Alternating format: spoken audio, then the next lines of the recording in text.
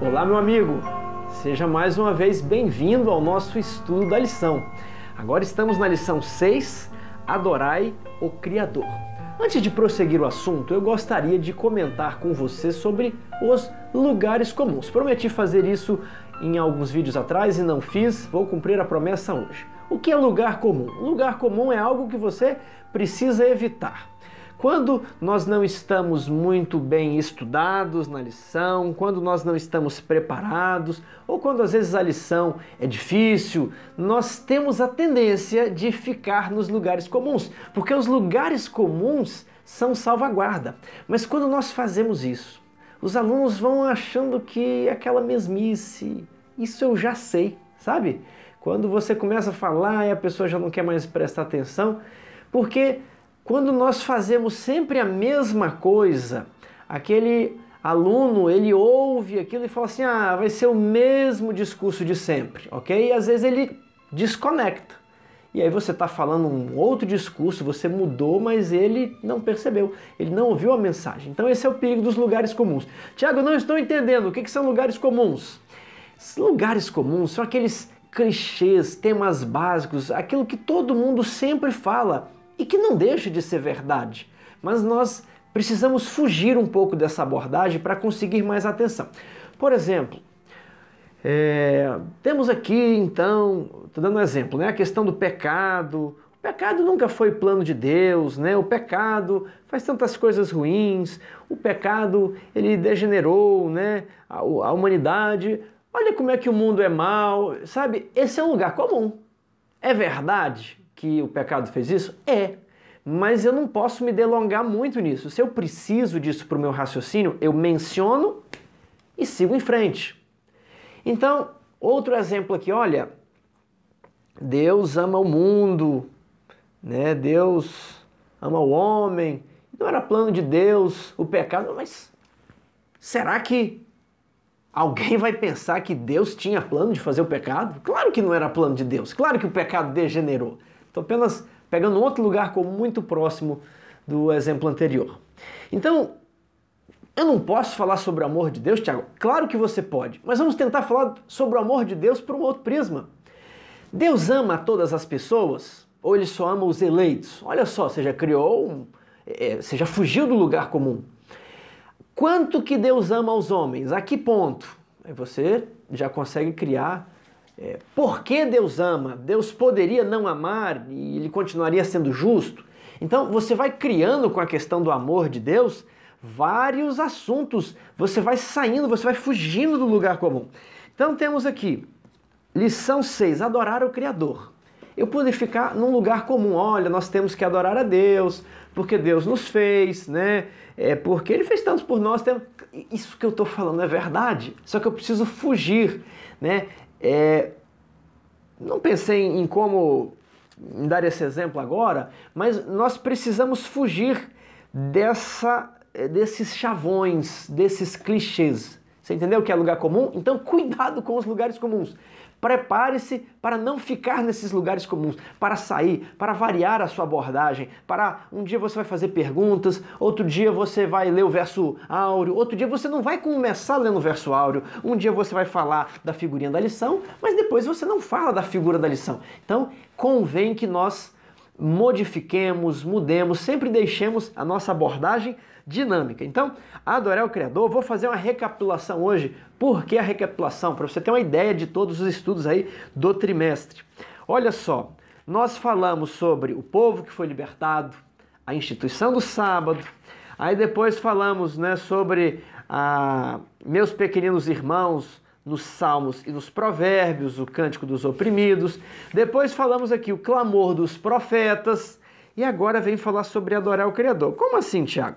Nós vamos continuar nessa ideia dos profetas e dos salmos, no que está escrito sobre a ajuda ao próximo nos profetas e nos salmos, só que ele vai estar caminhando para a próxima lição. A próxima lição, a 7, ela vai falar sobre Jesus. Olha aí, Jesus e os necessitados. Então essa lição 6, ela vai ser a ponte entre o Velho Testamento e o Novo. Tanto é que essa lição 6, na quinta-feira aqui, quem é que aparece? Jesus. ele já está fazendo a conexão para te jogar para o Novo Testamento. Então, eu fiz essa recapitulação para nós termos essa visão geral, que a lição está abordando um assunto, começou lá em Gênesis, Êxodo, Levítico, Número, Deuteronômio, Salmos, Provérbios, Profetas, e agora vai pular para o Novo Testamento. E ela vem falando aqui, ó, muitas das declarações mais conhecidas dos profetas do Antigo Testamento sobre justiça e injustiça são feitos no contexto de adoração. Vamos ver? Domingo, idolatria e opressão. Qual que é a ideia central aqui de domingo? É a de que o adorador absorve as características essenciais do objeto adorado. O adorador se transforma à semelhança daquilo que ele contempla, daquilo que ele adora. Então nós temos Salmo 115. Vamos dar uma olhada? Salmo 115. Não a nós, Senhor, não a nós, mas ao teu nome dá glória, por amor da tua misericórdia e da tua fidelidade. E aqui ele fala e engrandece a Deus. E ao mesmo tempo ele passa a escarnecer, a ironizar aqui aqueles que adoram objetos de ouro e de prata. Tem boca e não falam, tem olhos e não veem, tem ouvidos e não ouvem, tem nariz e não cheiram. Ou seja, não podem ouvir o clamor do oprimido. Deus, ele ouve o clamor do oprimido, os ídolos não. E agora verso 8. Tornam-se semelhantes a eles os que o fazem, e os quantos neles confiam. Aí eu vou, 9. Mas Israel confia no Senhor. Ok? O contraste? Então o ponto crucial aqui é mostrar que o adorador torna-se semelhante ao objeto adorado. Mas hoje não tem ídolos, né? Hoje nós estamos livres do pecado da idolatria, esse negócio de Baal, Dagon, Astarote, Marduk, Ishtar, isso não existe mais. Ok? E esses talvez não existam. Se bem que no Oriente, a idolatria, na Índia, na China, você tem ídolos de verdade mesmo. Buda, Shiva, então são ídolos mesmo. O paganismo ele ainda existe. Porém, aqui no Ocidente, nós não vemos ninguém adorando ídolos. Bem, Baal, Astarote, esses deuses aí de pedra, em formato de animais, metade homem, metade animal, isso aí não existe praticamente hoje aqui no Ocidente. Mas nós corremos o risco de adorar alguns objetos e, por que não, outras pessoas. Os reis antigos eram adorados como deuses, o imperador romano, o imperador do Egito, e hoje corremos o risco de termos um ídolo. Será que temos um ídolo do futebol? Nós o contemplamos, nós gostamos de tudo que ele fazemos, nós vemos a sua entrevista, nós o acompanhamos ali no Instagram, no Facebook. E sabe o que acontece? Você vai ficando parecido com ele. Você vai cortando o cabelo igual a ele, você vai se vestindo igual a ele. A Bíblia diz, tornam-se semelhantes a eles os que o fazem e os que neles confiam. Os que neles, você é transformado pelo que você contempla. Aí você contempla um astro do pop rock, um astro da música. Você vai se transformando igual aquela mulher, igual aquele homem. Você vai ficando sensual, você vai se maquiando igual aquela pessoa e você vai desejando aquela vida de ostentação desses artistas. Isso é idolatria, por isso que eles são chamados de ídolos. Ídolos da música, ídolos do cinema, ídolos do esporte. Temos que ter cuidado com a idolatria hoje de uma maneira muito mais refinada e dissimulada, mas ela existe. Então, Israel, quando adorava esses ídolos, se tornava opressor, porque esses ídolos, esses deuses, eles eram sem misericórdia, eles eram inclementes. Agora, o Deus de Israel era misericordioso, é o Deus que ouve o aflito. Os outros deuses não, praticavam sacrifícios humanos. O Deus de Israel valoriza o ser humano, porque o ser humano foi criado à imagem desse Deus. Entendeu aqui a parte de domingo? Vamos agora para as razões para adorar o nosso Deus. A lição fala, olha, pelo que Ele é, pelo que Ele fez por nós e por aquilo que Ele vai fazer. Quais são os seus motivos para adorar a Deus? Você sente necessidade de adorar a Deus porque Ele morreu na cruz por você? Ou aquilo foi uma história de 2000 anos atrás e você não consegue ver muita razão para isso? Você acha que se ele tivesse morrido ou não tivesse morrido, você estaria no mesmo lugar? Será que as bênçãos temporais e espirituais de Deus estariam sobre você da mesma maneira? Aqui na lição diz que o povo não deveria esquecer a justiça e a misericórdia de Deus, reveladas nas histórias do Antigo Testamento. Enquanto mantinham essas histórias vivas, ao recontá-las regularmente, os atos de Deus e a sua justiça continuaram sendo uma inspiração para a sua adoração nos anos seguintes e em gerações posteriores. Vamos tomar aqui a história de Sansão. Sansão foi uma pessoa que aprontou. Sansão, ele não cumpriu muito bem a sua missão, mas Deus teve misericórdia. Deus avisou Sansão que as coisas más poderiam acontecer. Aquele primeiro casamento de Sansão era um prenúncio de que ele poderia ser enganado por uma tal de Dalila no futuro e que ele não poderia contar os seus segredos, ele não poderia lidar com o seu dom de uma maneira irresponsável. E Sansão vai levando aquela sua vida, mas nos momentos de dificuldade ele clamava a Deus e Deus respondia. Deus era misericordioso com Sansão e esse trato de Deus com Sansão, ele é incrível, ele é emocionante. Quando Sansão então lutou com a queixada de jumento contra 1000 filisteus, disse Sansão ao final da luta, Sansão teve sede e ele falou: Senhor, eu venci os 1000 filisteus para morrer de sede. E diz então que ele clamou a Deus e Deus fez uma nascente brotar na frente dele. Esse é o nosso Deus. Você estuda essa lição e fala: olha, se Deus cuidou de Sansão, que estava em maus caminhos, se Deus ficou tentando buscar Sansão, como ele não vai cuidar de mim? Essas histórias, elas têm que estar vivas na sua mente, você tem que meditar nisso, você tem que o tempo inteiro tirar paralelos, aplicações dessas histórias, você tem que tirar lições morais, você deve contar para os seus filhos têm que saber todas as histórias. Não pode seu filho ficar sem saber a história de Eliseu, que multiplicou o azeite ali na vasilha da viúva. E de Elias, que multiplicou o azeite e o pão na vasilha da viúva também. Não pode, você tem que conhecer, você tem que se apropriar desses tesouros. Se o antigo Israel tinha motivos para louvar o Senhor, quais motivos eram? Foram libertos pelo Mar Vermelho e entraram em Canaã com mão forte e braço estendido. Mão forte e braço estendido de quem? De Deus. Não temos muito mais motivos para louvá-los, especialmente depois da cruz? Certo que sim, mas com a nossa tendência a achar que nós conseguimos aquele carro porque a gente é um negociante esperto. A gente tem o faro para o negócio, né? Ele sente o negócio e você é muito esperto e eu sou muito inteligente. E a gente fica aí cultivando, né? Adoração ao homem, ao eu, a nossa vaidade. Ah, porque eu sou bonito, eu toco bem, eu canto bem, eu falo bem. Olha o que está escrito em Deuteronômio capítulo 8, verso 17. Esse texto não está na lição, mas ele é muito pertinente aqui. 8:17. Não digas, pois, no teu coração, a minha força e o poder do meu braço me adquiriram estas riquezas. Puxa, olha a esposa que eu consegui. Eu era muito bom, eu era o grande paquerador aí, né? Consegui ver uma moça. Deus não tem parte nenhuma, né? Tudo é a sua inteligência, seu esforço. Estou falando aqui, não é para você não, é de modo para todos nós, para mim também, né? Então foi a minha inteligência, a minha força, o meu poder me adquiriram todas estas riquezas. Verso 18. Antes te lembrarás do Senhor teu Deus, porque é Ele o que te dá força para adquirires riquezas, para confirmar a sua aliança que sob juramento prometeu a teus pais, como hoje se vê. Então Israel, ao entrar na terra, não deveria ficar pensando: puxa, nós derrotamos os gigantes, rapaz, a gente é bom mesmo, né? Saímos lá do Egito, não tinha nada aqui, ó, estamos aqui hoje.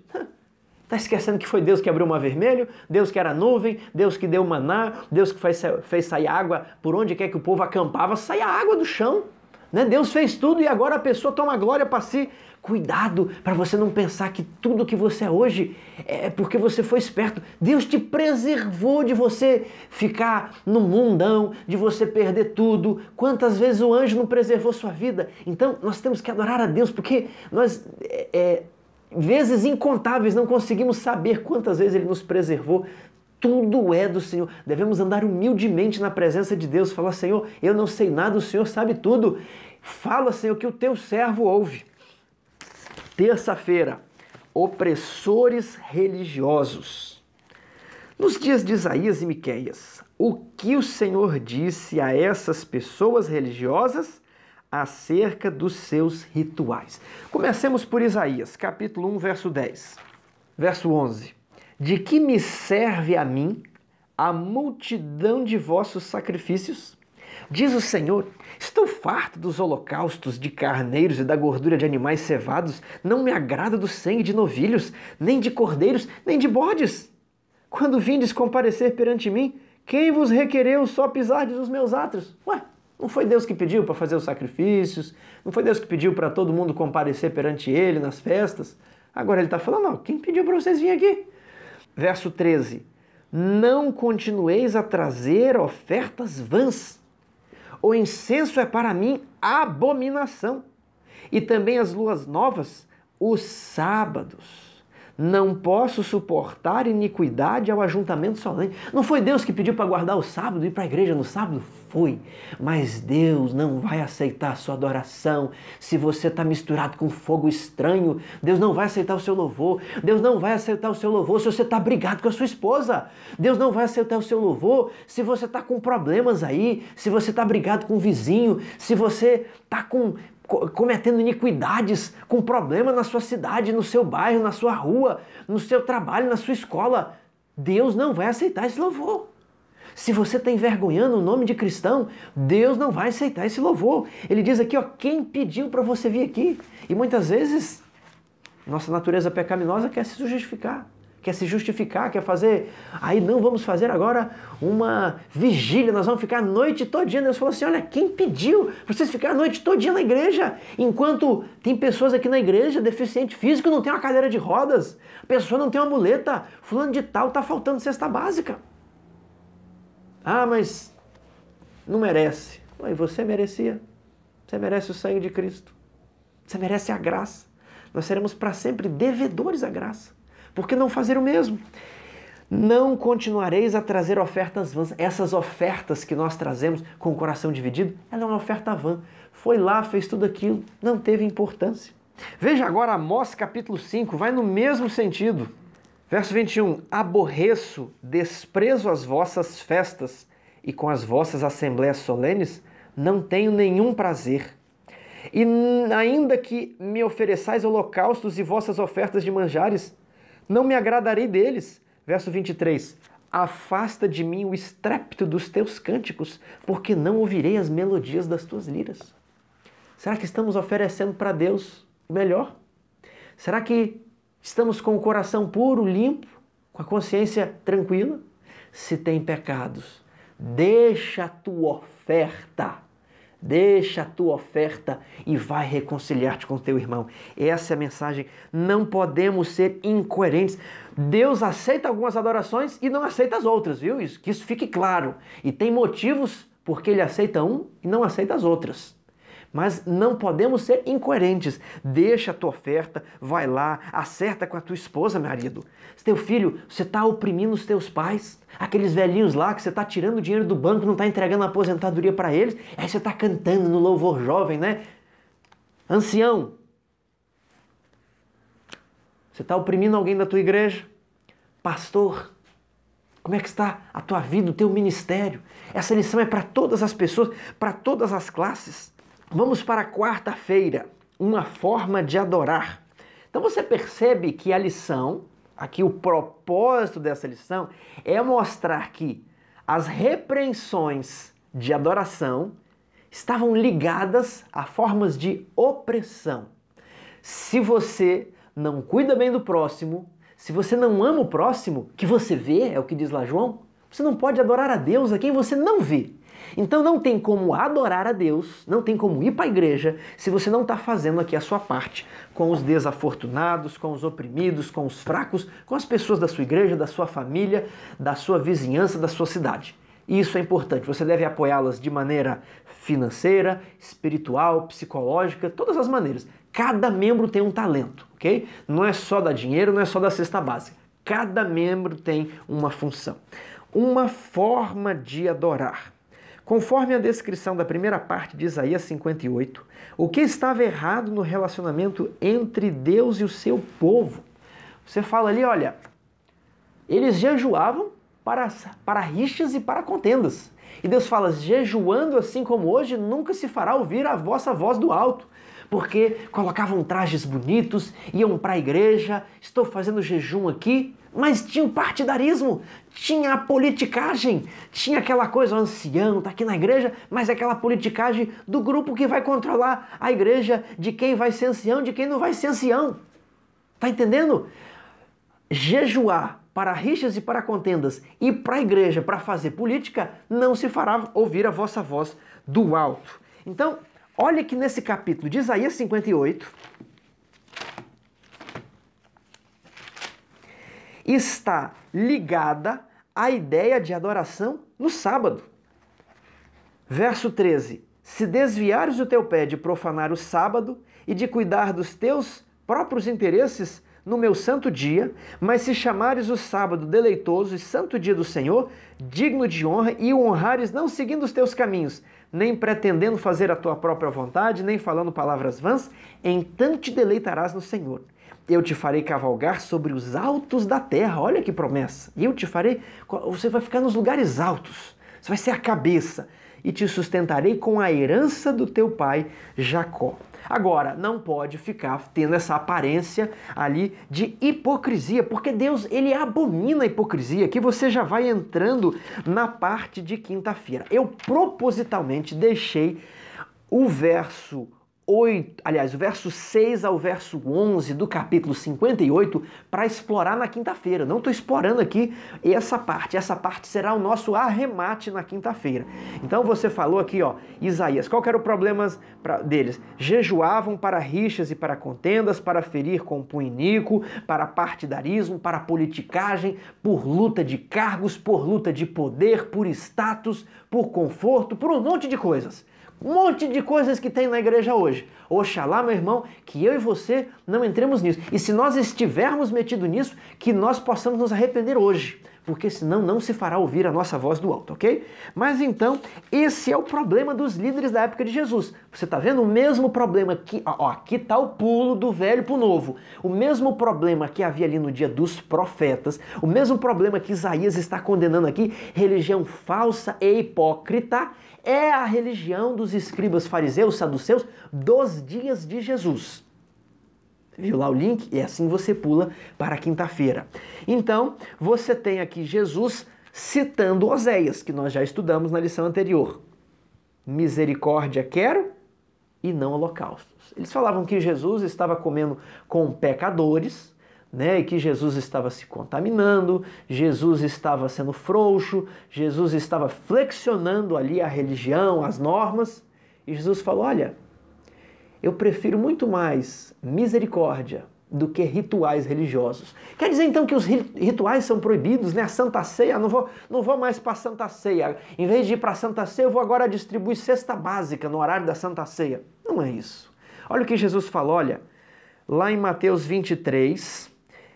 Hipócritas, dais o dízimo da hortelã, do endro e do cominho. Ou seja, as plantinhas que nasciam em casa, eles contavam as folhas e de 10 folhas pegavam uma folha, separavam qual que é o valor aqui dessa folha. Eles estão dando dízimos dessas ninharias, por assim dizer, mas estão negligenciando os preceitos mais importantes da lei. A justiça, a misericórdia e a fé. Ah, então é para a gente parar com essas cerimônias. Não.